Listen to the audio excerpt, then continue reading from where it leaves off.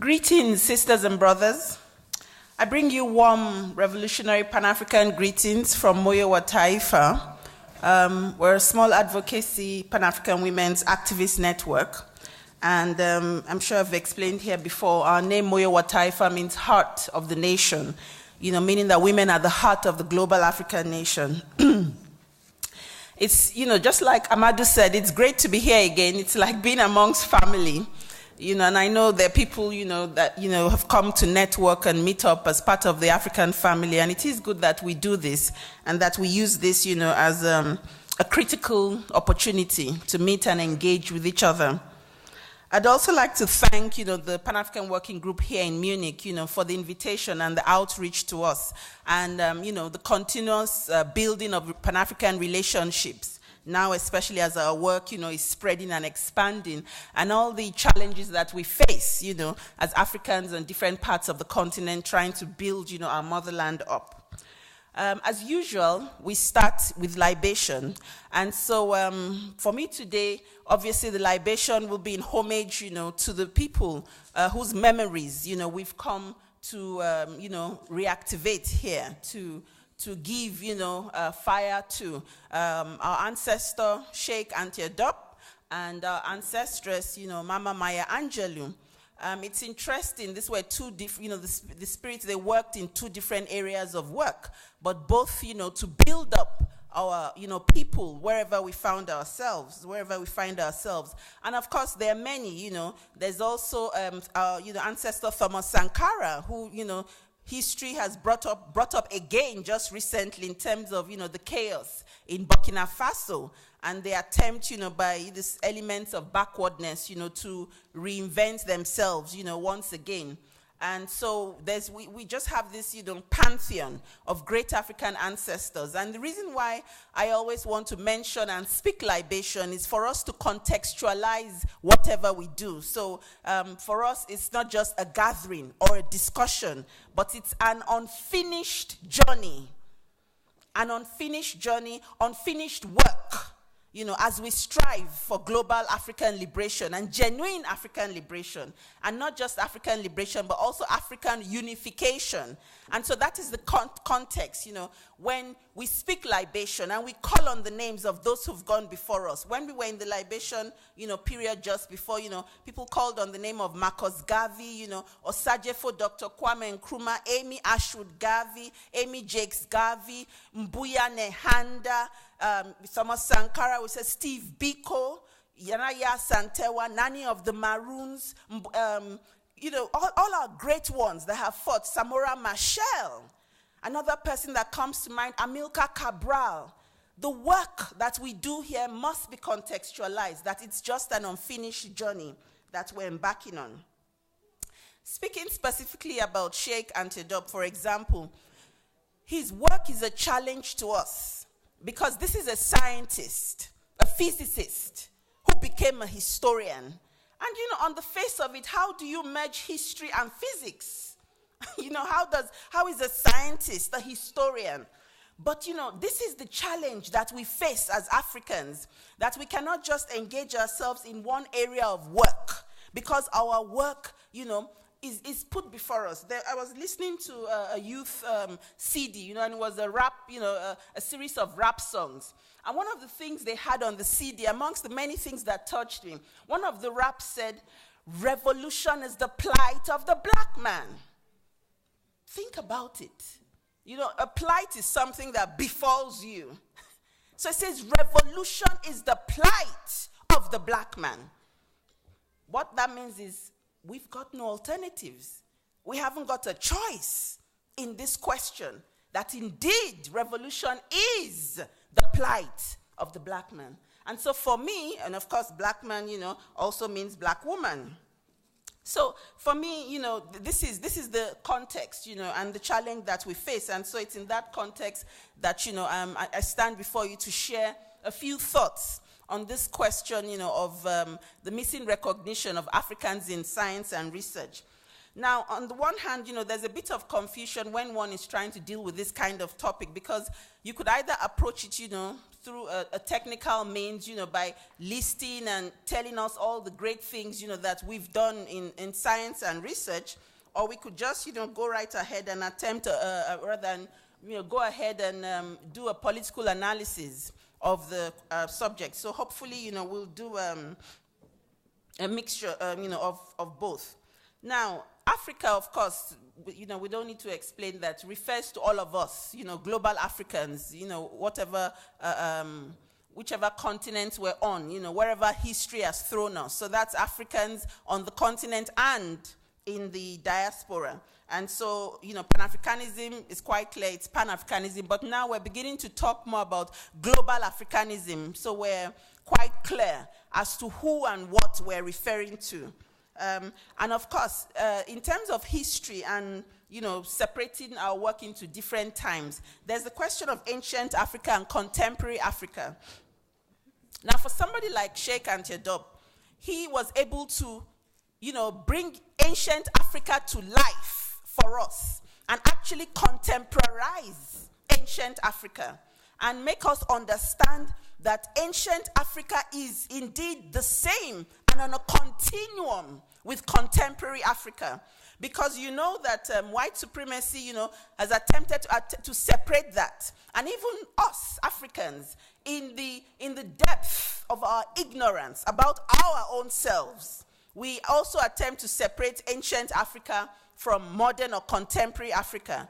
And as you know, a lot of us say, oh, that was such a long time ago, forget about it. But the scientist and the historian, somebody like Sheikh Anta Diop, was able to show and prove that ancient Africa and modern Africa are nothing but a continuum of the same, and that it was the attack by white supremacy in form of the Ma'afa. The Ma'afa is our own Holocaust, which happened to us, that split, made that break and that split between ancient Africa and modern Africa. Now, the essence or the significance of both is that if we're not able to understand who we were, how we were, what we did, how we operated, how we functioned before our connection, before the Ma'afa, before our experience of the Ma'afa, then we're not able to understand what's happening now, the challenges we face now, but more importantly, our ability, to reclaim our future. And, one of the powerful things that Sankara, says, one of his most powerful quotes for me, is this thing where he says, dare to invent the future. That's powerful. Dare to invent the future. And so Anta Diop was able to do that, to show history and, the contemporary. Now, one of the other things, and I'm flipping a bit, to the future, is that the challenge of the lack of recognition that we face in the areas of science and research, one of the key ways that we're going to be able to overcome that in the 21st century is by, working towards the question of a federated Africa. Some of us would say a Union of African States or a United States of Africa, whatever we call it. But it's in a federated Africa that we have the potential to become, both an industrialized nation, an industrialized global nation that is, politically as powerful as some of the federations that we have today, or that we had recently, say the Soviet Union, or, for example, the United States. So these are just some of the context, as we start. But one of the other things that one faces in attempting to discuss this subject, this topic rather, and this theme, is that even in the modern period, the question of scientists of African origin, African scientists, is so obscure that the vast majority of us indeed are unaware of the contributions, of our scientists. Now, this is not just a mistake, as it were, but it's a serious political question, which hopefully we'll, touch on. Let's speak specifically of a country like the US, which is technologically, and economically advanced. And so, which, we know that, a lot of advancement would come out of that. By 1913, in the United States, for example, thousands of Africans in America had registered patents of their inventions. But there was a problem. These were even the ones, whose patents passed through. There were thousands more. But they had a law in the US, that enslaved people could not register patents. And that was interesting because the Attorney General at that time, the law was based on the fact that if one was enslaved, and I use the word enslaved rather than using the word slave. If one was enslaved, in the law it would say if one was a slave, they couldn't register a patent because they were not citizens. And so you see the crafty nature of the law, that it was able to disinherit us from registering, ideas. And so you find that in a lot of, the inventions that subsequently came through, black people would have to register some of their inventions through white folks because they couldn't get them registered themselves. Now, this, of course, is part of, the psychology of racism in terms of science. When one is dealing with science, scientists, especially whether they're white or black, but especially white scientists, are able to quickly say, science has no color. And indeed, that's true. Science has no color. Just like all lives matter, which is true. But how come, we're stressing that black lives matter? So indeed, if science has no color, which it doesn't, how is it that there isn't a black face to science? So you see, this is the contradiction. Science has no color, but there are no black scientists, at least not as far as we can see. And so we have to dig extra deep to come across black scientists. This is just, part of the psychology of racism.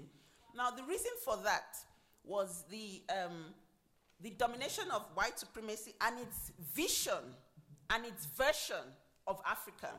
And its version of Africa is, is frozen. It's a frozen vision. And, of Africa, this primitive land. So Africa is trapped in this vision of white supremacy as a place of primitivity from where there can, be no science. So, for example, if you watch documentaries around, say, science, medicine, and stuff, they're done by, somebody with a white supremacist perspective. It would show you which doctors, that this is our own understanding of science. It wouldn't talk about the medicine of herbs, or the power of herbs, as medicine. So it's this thing of always portraying, the other in a limited vision. And of course, the other areas in contemporary world, that as Africans were allowed to excel in are sports and music. Now, that's safe territory for us, not science, but sports and music. So these are some of the contradictions. But if we now go back into ancient Africa, in terms of just trying to highlight, some of the scientists or some of the science, from that time, one of the first things that immediately comes to mind from ancient Africa is obviously Egyptian medicine, the concept of medicine from Egypt. And the poster face, for Egyptian medicine was Imhotep, the father of medicine as we know it today. And of course, the ancient Egyptians, used plants, medicinal biology. They were the ones, that created and invented a lot of that information, in terms of even operations, scientific operations and different cesarean technology, childbirth technology, for women, the things that we take for granted today, thinking they're of the West. Actually, the ancient Egyptians, had begun to practice the bacteria, and the production of penicillins and things like that. The ancient Egyptians had done all of that work thousands and thousands of years ago. Another area of science that the Egyptians were deeply into, and I'll, touch on that later also, is architecture. I think somebody, just mentioned the pyramids, the science of building. And that today the pyramids, nobody can explain, detail for detail how the pyramids were built. And of course, they cannot duplicate them. If they could, they would.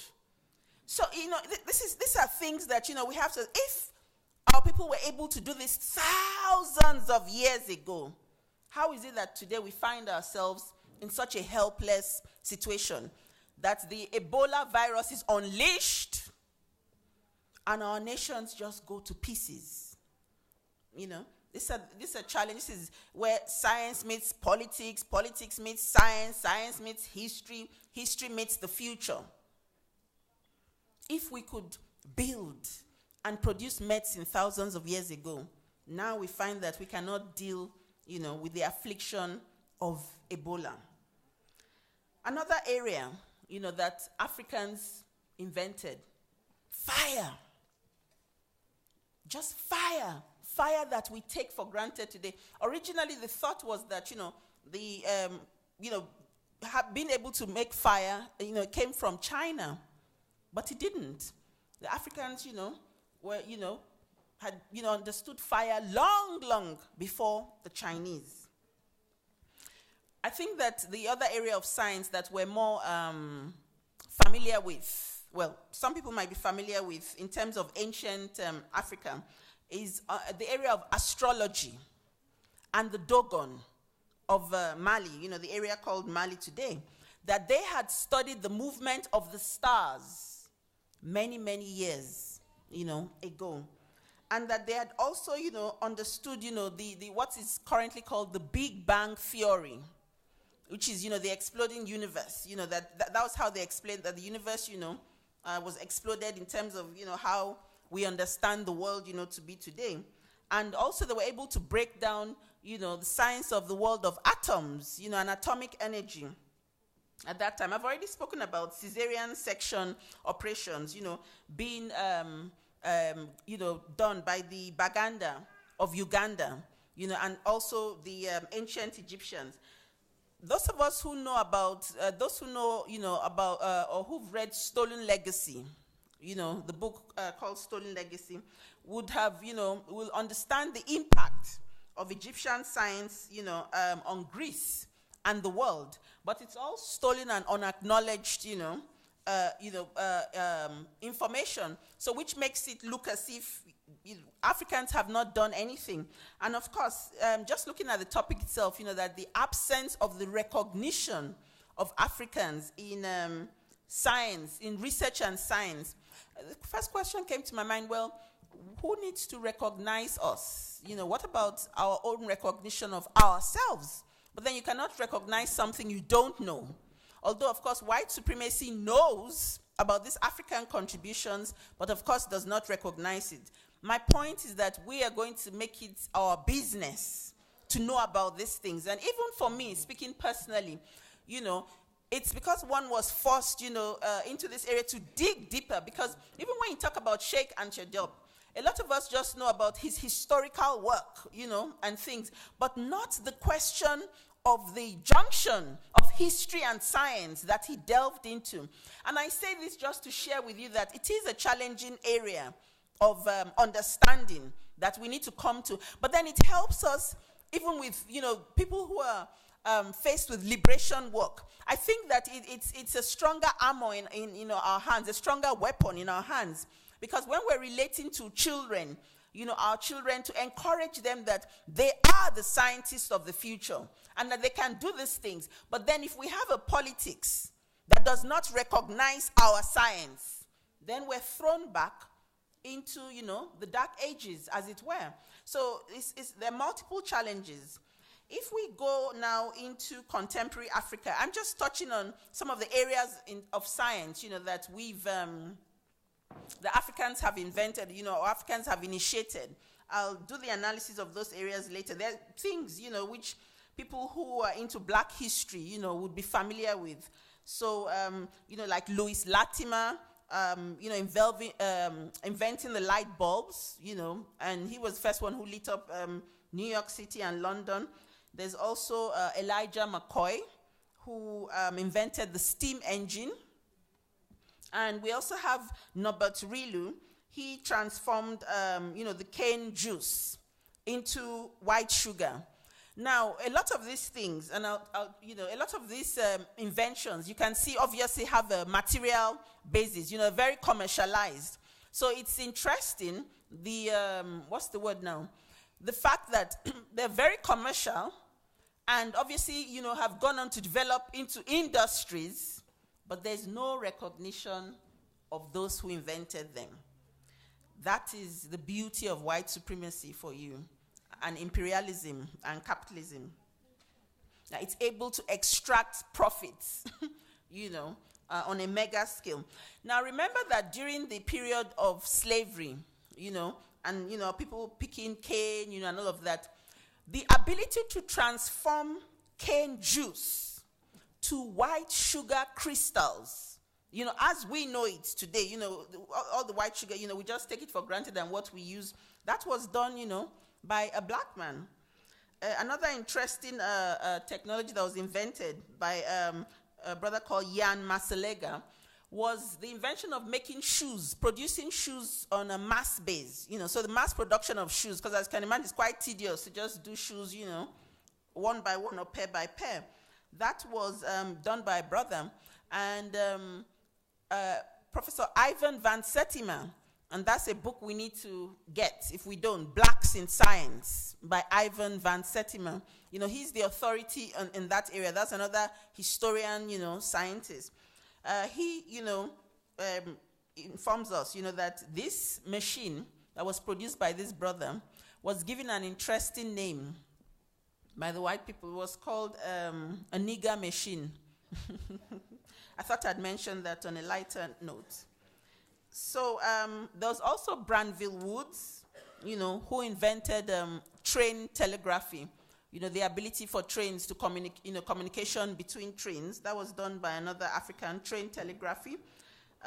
We also have Frederick Jones, who invented the portable registration of trucks and fridges. The giant trucks and fridges that convey cold food from one place to the other.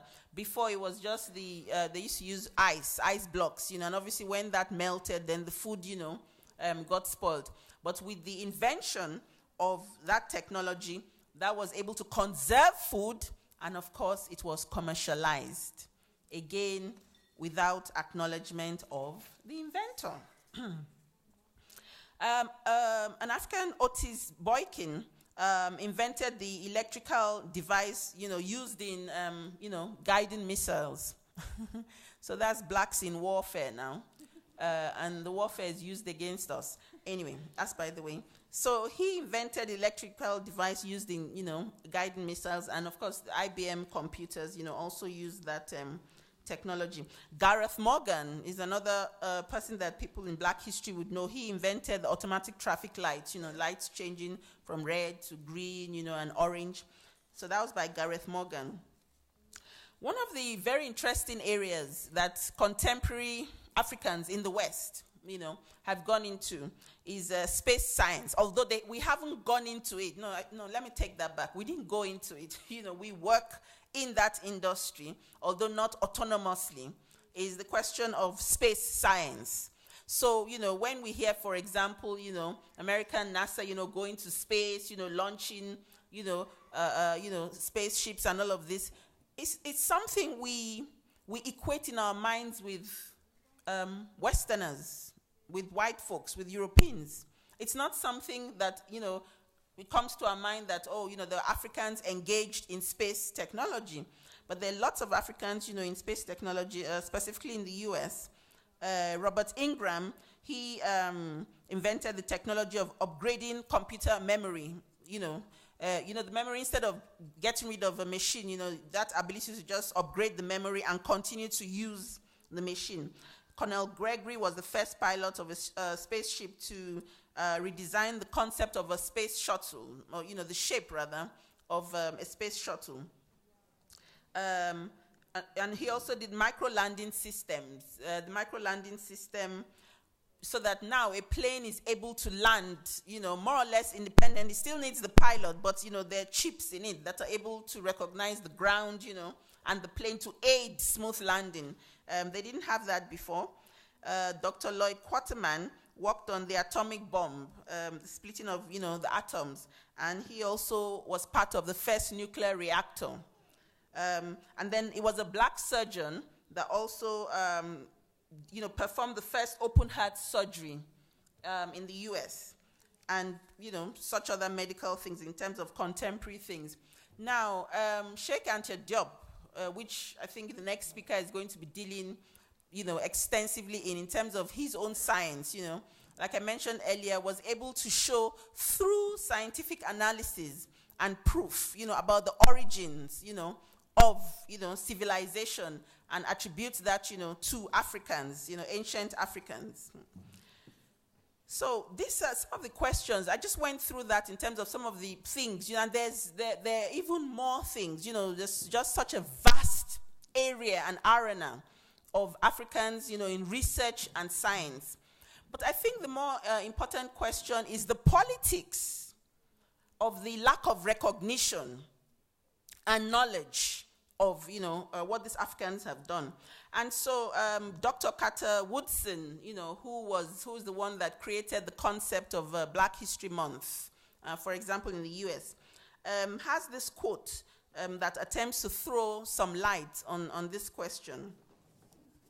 And he says that the same educational process which inspires and stimulates the oppressor with the thought that he is everything and has accomplished everything worthwhile, that same educational process depresses and crushes at the same time the spark of genius in the African, and that time they'd use the word in the Negro, by making him or her feel that their race does not amount to much and will never measure up to the standards of other people. He says that thus, the African, even if he's educated, there is thus a hopeless liability to the race.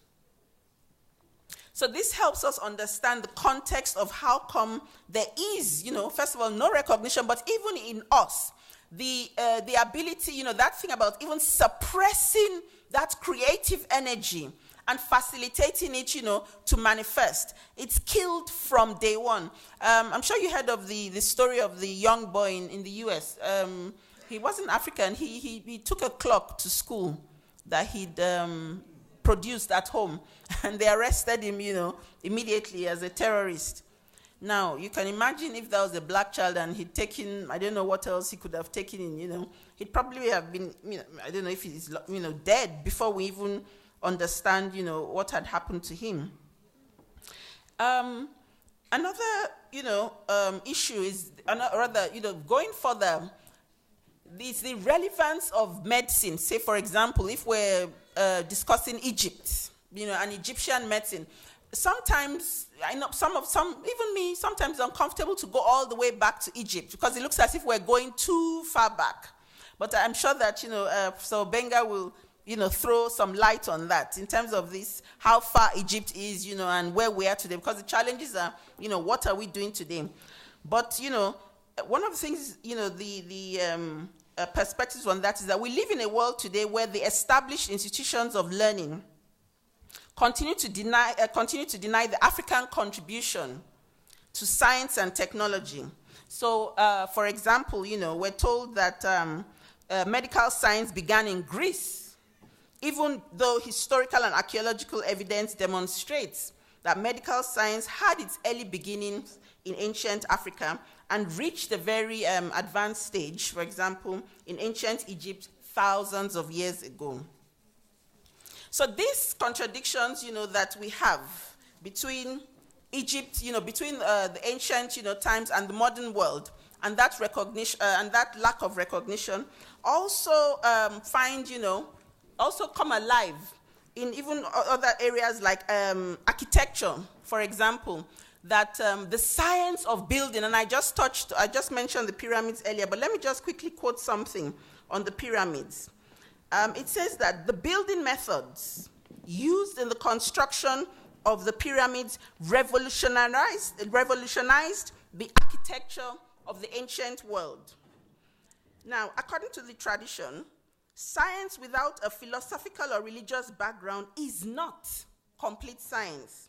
Hence, the architectural motif of any building superstructure was designed to evoke a greater understanding of the creative power of the divine through the creative processes of its construction and its eventual use. So if we just apply that, for example, to, the pyramids, it says on the spiritual level, the blueprint, this is now trying to explain our own concepts and understanding of science. That science, for example, isn't, we wouldn't go to the extent, in terms of ancient Africa, of producing nuclear technology, for example, that would seek to wipe out humanity, because that is science, but it's science that seeks, to destroy.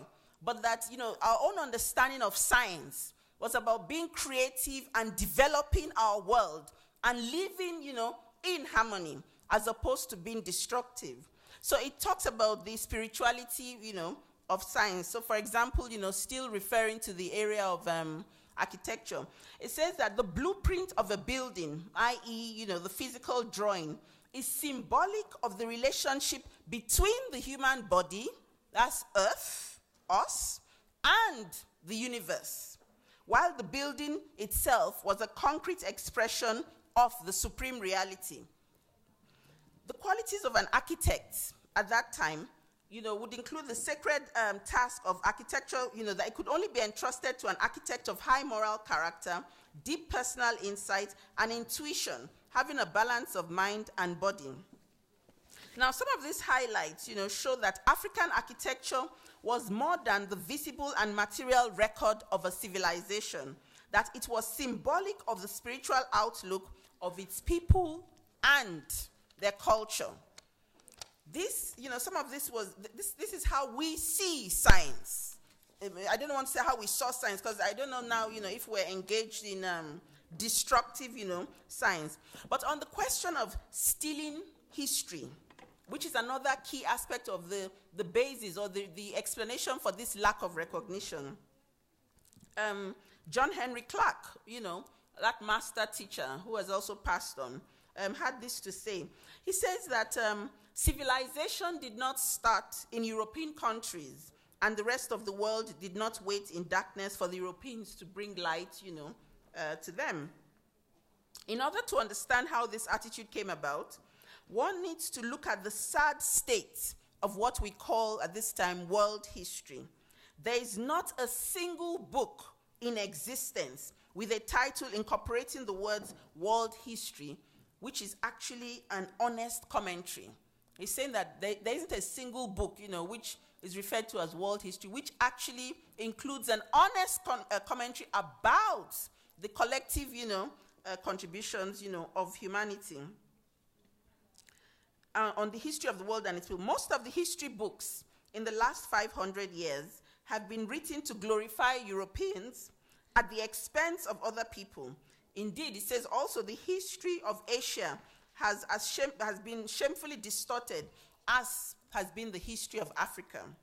Now, he obviously, goes on to discuss that most Western historians have not been willing to admit that there is an African history to be written about in the first place, and that this history actually predates the emergence, of Europe by thousands of years.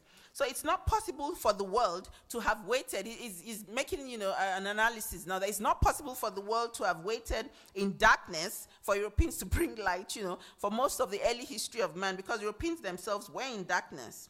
Now, when the light of culture came for the first time to the people who would later call themselves Europeans, it actually came from Africa and the Middle East Asia. But you see, beyond this question of the stealing of history, we also have a situation where it's advanced into colonizing world scholarship, which is an area that Sheikh Anta Diop, rose to challenge in a structural way. The question of scholarship, the question of writing history, of owning the history and of being able to propagate that information. And, those of you who would know about Sheikh Anta Diop know that one of the things about him as a scholar is that he was seriously challenged in fact, brutally and viciously challenged on the authenticity of his scholarship. And of course, apart from him, lots of other African scholars, especially African scientists who, have the guts to go against the grain, their scholarship was challenged and rubbished, and questioned, sometimes even by us. Because even, we couldn't believe that, oh no, we could have done such great things, that maybe they were just making things up. But Dr. Clark goes on to remind us, he says that it's too often forgotten that when Europeans emerged and began to extend themselves into the broader world of Africa and Asia during the 15th and 16th centuries, they went on to colonize world scholarship mainly through the writing of history. History was then written and rewritten to show or imply that Europeans were the only creators of what could be called civilization. So you see, we're coming back now to the question of civilization. We started out with science, which when you say science, you just think of science in and of itself. Atomic things, concrete inventions.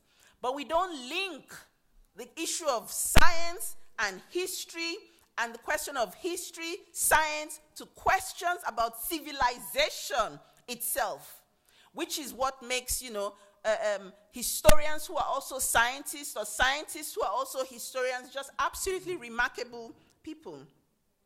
So it says, in order to accomplish this, the Europeans had to forget.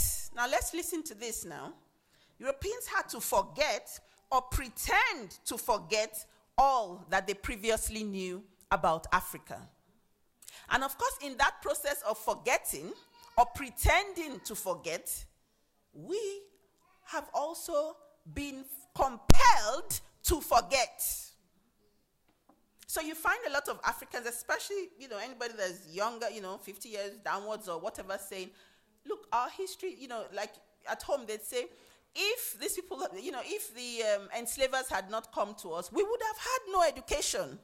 Africans say these things. If they did not come to us, we would have had no religion. We wouldn't have developed, we wouldn't have any development, any economies. The reason for this is that when we encountered the Ma'afa, the African Holocaust, our slates were wiped clean. Slates of memory, everything deleted.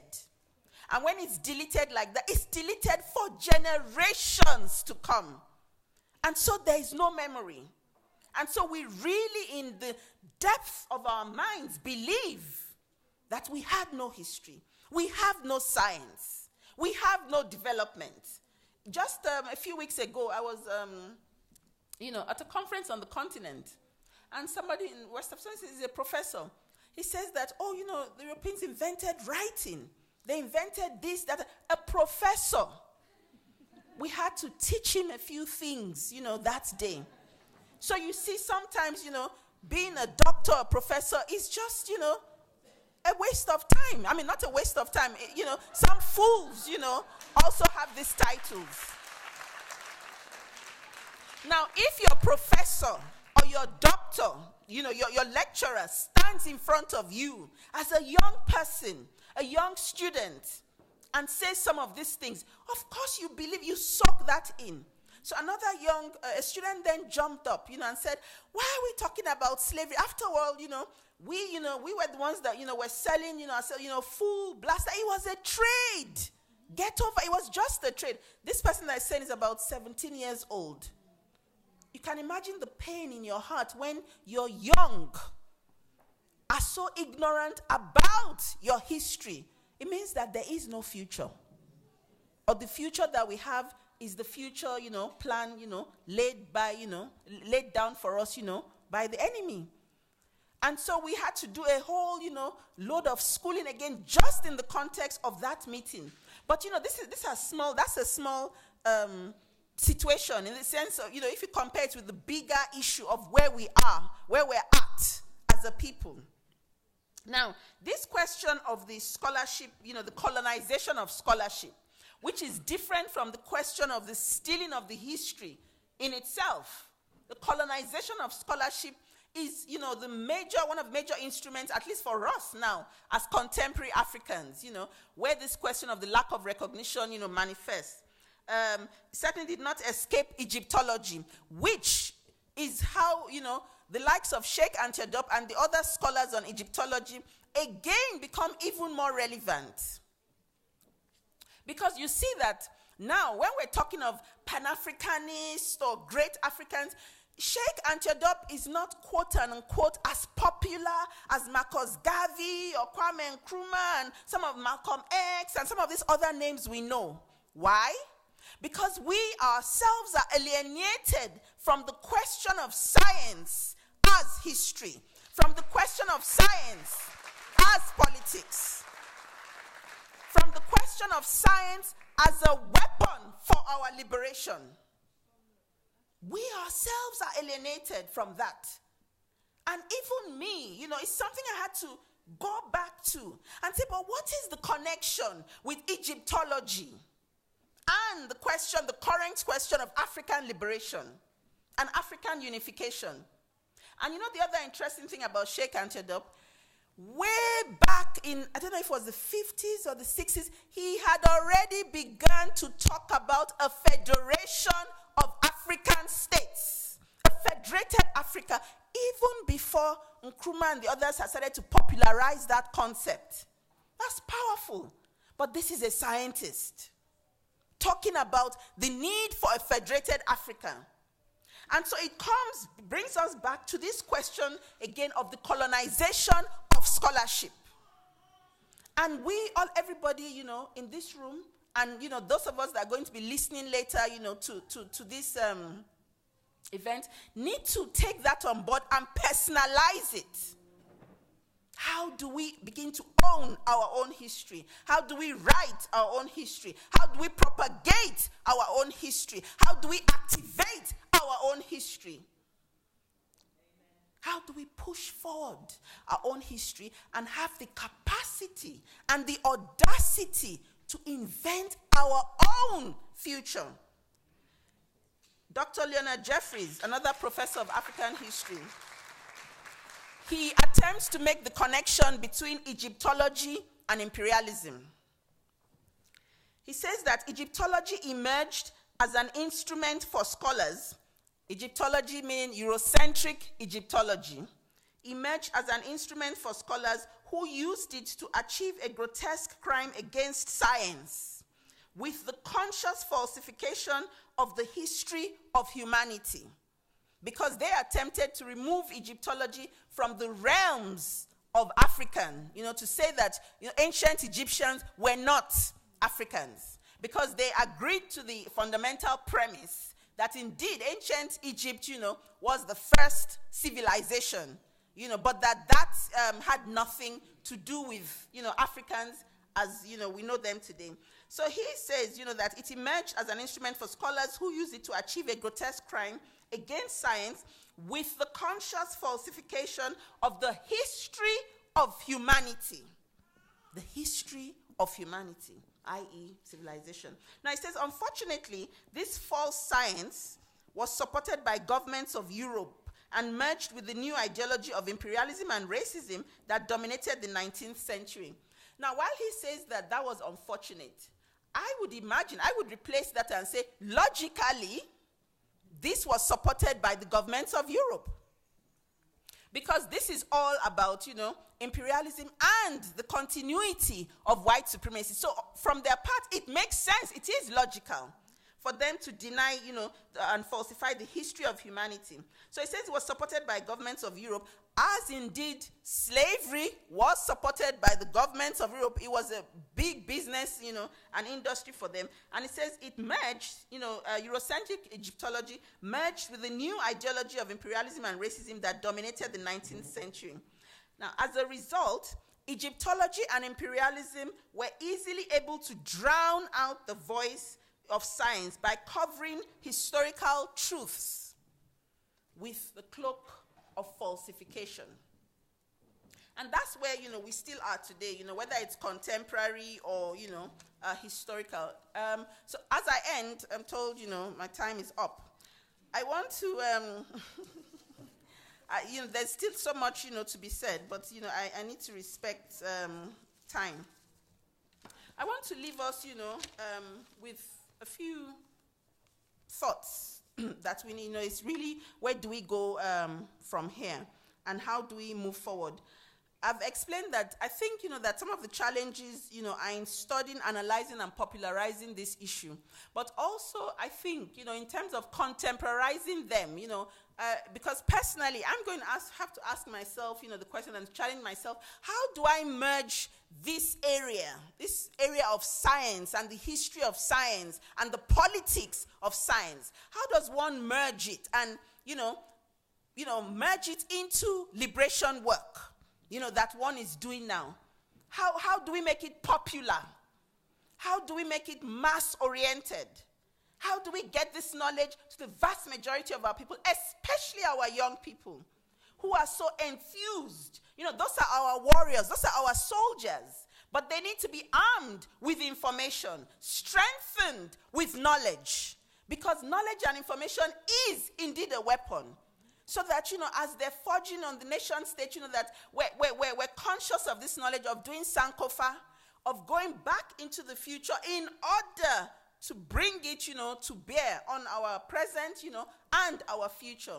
That, it seems to me, is one of the key challenges.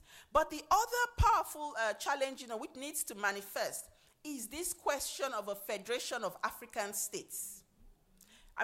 One of the reservations that one has is that the states as we have them today, on the continent especially, are essentially neo-colonial states. And so a federation of neo-colonial states would be one horrible disaster if, they're run by neo-colonialists. But then, a federation of people to people. And it was something that was discussed, one of the issues we're discussing yesterday, with some of the comrades and colleagues, that were around a table with. This question of people-to-people solidarity. So that the issue of African federations, of us, going into a union, it's not just a government thing. It's not state to state, but it's people to people. And so one of the things that, we must push, all of us, is this fundamental question of the global nature of our African identities. That we stop, to see ourselves as Nigerians and Gabonese and, Ghanaians and Congolese and all these other nonsensical identities that we have. But not just that we talk about them like we're talking now, but that it's actually, embedded in our spirits, in our psyche, and in our approach to our work. Because those of you, who are on the continent know that we face, this crisis of religion, this crisis of ethnicism that is tearing us apart. And the only solution to that is going to, to start to address things and see things as a global body. And that when we speak of a federation of African states, we're not just referring to us on the continent, but that we are coming to the table with all of our power. And our power means the millions of Africans in the diaspora. That there's that clarity of understanding. So it's not something we just talk about or we preach about, but that we actually begin to implement in whatever, ways, we're working, whatever little areas of work, that we engage in. So I'll leave you at this time. And I know there's going to be a question and answer session, and I look forward to that. But like, Marcus Garvey's words, I always, quote them. They're internal. And, Sheikh Antedop would agree totally with that. Rise up, you mighty race, for you can accomplish whatever it is that you will. Kwame Nkrumah's words are also relevant. Says organization determines everything. And Sheikh Antedop was very clear about that. That organization determines everything. And of course, Fanon. Standard Fanon. Every generation, out of relative obscurity, must identify its mission and either fulfill it or betray it.